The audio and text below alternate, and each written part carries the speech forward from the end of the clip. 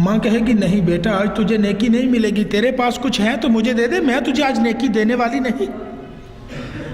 باپ کے پاس آئے گا، بابا ایک نیکی دے دو، نہیں بیٹا نیکی نہیں ملے گی۔ بڑے بھائی کے پاس، بھیا نیکی دے دو، نہیں بیٹا نیکی نہیں ملے گی۔ چچا کے پاس اور دیگر رشتہ داروں تعلق والوں کے پاس، وہ دنیا میں تو میرے اوپر جان چھڑکتے تھے، میرا خیال رکھتے تھے، مجھ سے بڑا پیار تھے، بڑی محبت تھی، آج ایک نیکی مانگ رہا ہوں نیکی نہیں مل رہی، میدان محشر میں پھرتا رہے گا، نیکی نہیں ملے گی۔ اللہ قرآن میں فرماتا ہے قیامت کا دن ہوگا، یوم یفر المرء من اخی و امہ و ابی و صاحبتہ و بنی، فرمایا جس دن ماں بیٹے سے بھاگے گی، بھائی بھائی سے بھاگے گا، کوئی کسی کا پرسان حال نہ ہوگا، وہ پریشان پھر رہا ہوگا میدان محشر میں، ایک آدمی اسے ملے گا۔ ارے اللہ کے بندے کس بات کی پریشانی ہے؟ او جی میری ایک نیکی کم ہے، ایک نیکی مل جائے مجھے جنت مل جائے گی۔ وہ جو سوال کرنے والا اس سے کہے گا یار تجھے ایک نیکی چاہیے، میرے پاس ہے ہی ایک نیکی، باقی تو سارے گناہ ہیں، ہے ہی ایک نیکی، میں تو اس نیکی کے سر پہ جنت جا نہیں سکتا، تو لے لے، تو جنت چلا جا۔ وہ نیکی اسے دے دے گا۔ نبی کریم نے ارشاد فرمایا وہ نیکی لے کے رب کی بارگاہ میں خوشی خوشی اللہ کی بارگاہ، یا اللہ نیکی مل گئی۔ اللہ فرمائے گا تجھے کس نے نیکی دی؟ یا اللہ نہ ماں نے دی، نہ باپ نے دی، نہ بھائی نے دی، نہ چچا نے دی، کسی نے نیکی نہیں دی، ایک آدمی تھا نبی کی امت سے، اس نے نیکی دے دی۔ اللہ فرمائے گا جاؤ اس کا بازو پکڑو، دونوں جنت چلے جاؤ، تمہیں پوچھنے والا کوئی نہیں ہے۔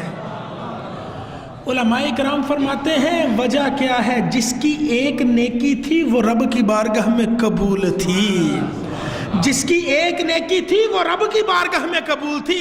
ایمان والے دعا کر تیرا کوئی ایک عمل اللہ قبول کر لے، یہ عمل صرف تجھے ہی جنت نہیں لے کے جائے گا، ہو سکتا ہے تیری آنے والی کئی نسلوں کو لے کر جنت جاتا چلا جائے۔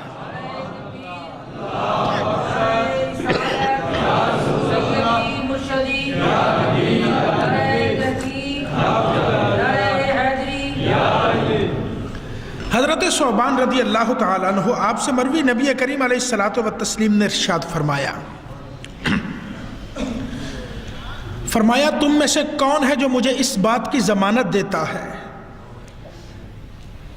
کہ وہ کسی سے کچھ نہیں مانگے گا، کسی کے سامنے ہاتھ نہیں پھیلائے گا اپنی ضرورت کے لیے، کسی کے سامنے سوال نہیں کرے گا، اپنی عزت کا خیال رکھے گا، اسے ہم اپنی زبان میں سیلف ریسپیکٹ کہتے ہیں۔ اللہ کے نبی نے فرمایا کون ہے جو اپنی عزت کا خیال رکھے؟ عزت کسی دوسرے کی نہیں، اپنی عزت کا خیال کی بات ہو رہی ہے۔ اپنی عزت تو ہر بندے کو پیاری ہے، ہر بندہ اس کی کوشش کرتا ہے۔ فرمایا کون ہے جو مجھے ضمانت دیتا ہے کسی کے سامنے ہاتھ نہیں پھیلائے گا، سوال نہیں کرے گا۔ فرمایا جو مجھے ضمانت دے دے میں محمد اسے جنت کی بشارت دے رہا ہوں۔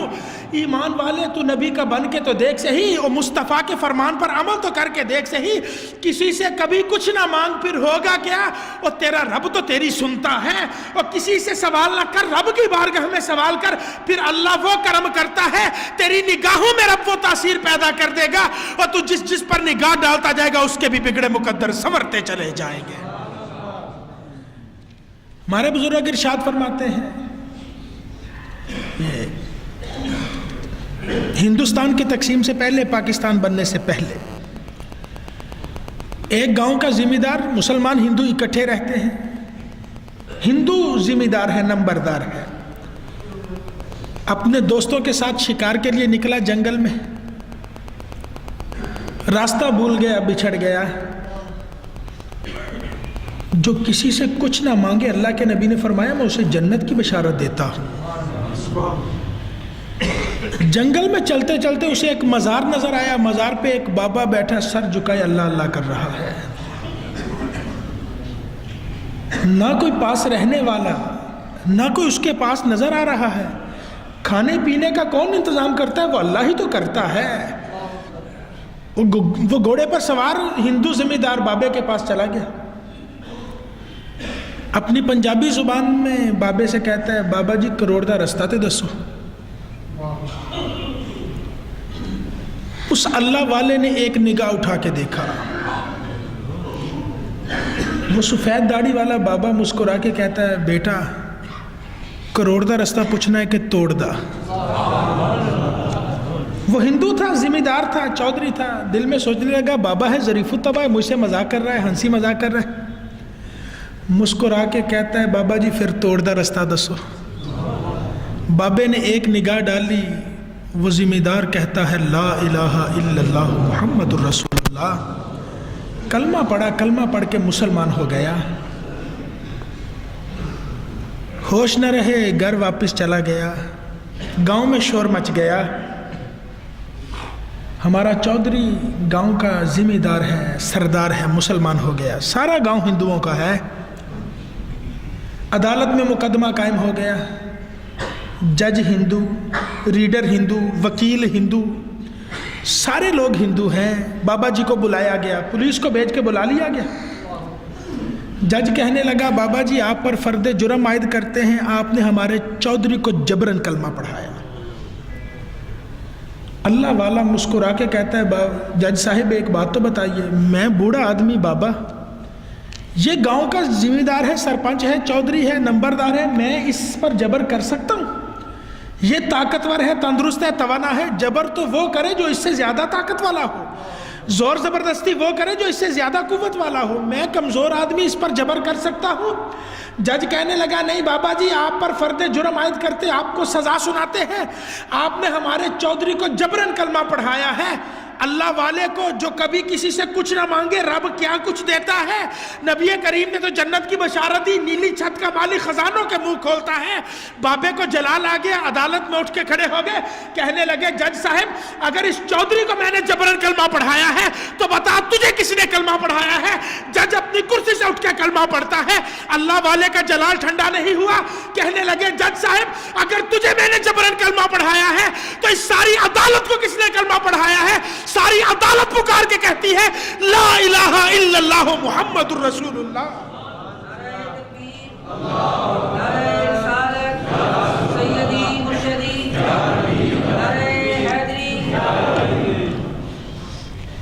ایمان والے تو نبی کا بن کے تو دیکھ صحیح، نبی سے تعلق تو قائم کر کے دیکھ صحیح.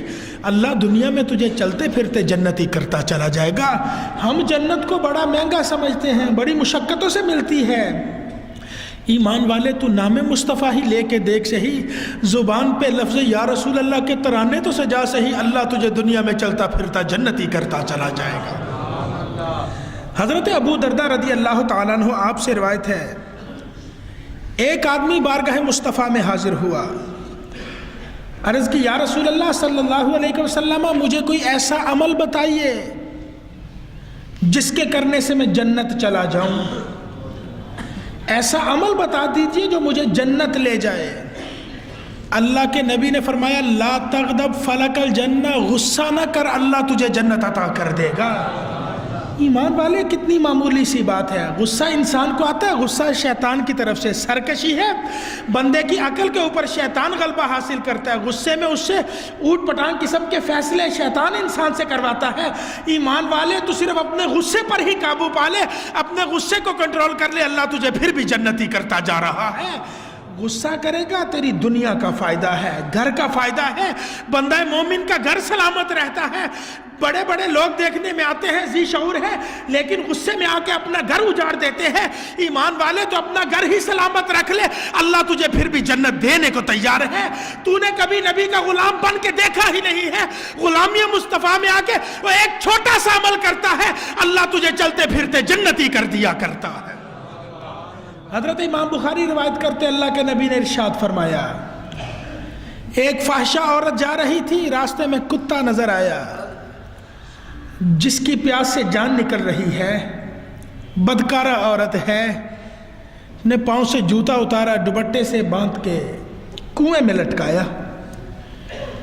جوتے میں کچھ پانی نکال کے اس نے پیاسے کتے کے منہ میں پانی ڈال دیا.